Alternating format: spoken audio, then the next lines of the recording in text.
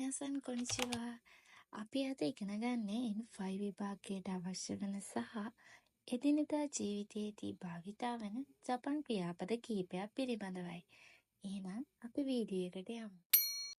ඉකු යනවා, කුරු එනවා, කයිරු ආපසු යනවා, තබිරු කනවා, නොමු බොනවා, මිරු බලනවා, යොමු කියවනවා, කිකු අහනවා, කකු ලියනවා, වරව් hina වෙනවා, ඔශියෙරු උගන්වනවා, නරව් ඉගෙන ගන්නවා, බෙන්කියෝ සුරු පාඩම් කරනවා, නිරු නිදා ගන්නවා, ඔකිරු අවදි වෙනවා, ඔමෝ හිතනවා, කංගයිරු කල්පනා කරනවා, නගු ගලවනවා, උතව් ගායනා කරනවා,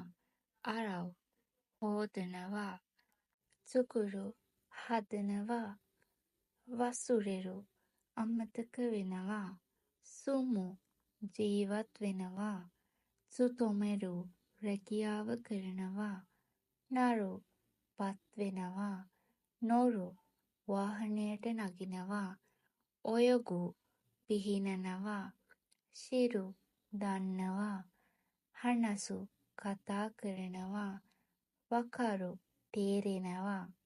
තවත් අලුත් වැදගත් වීඩියෝ එකකින් හමුවීමට බලාපොරොත්තු වෙන්න. අදට ගිහින් එන්නම්. සයනරා.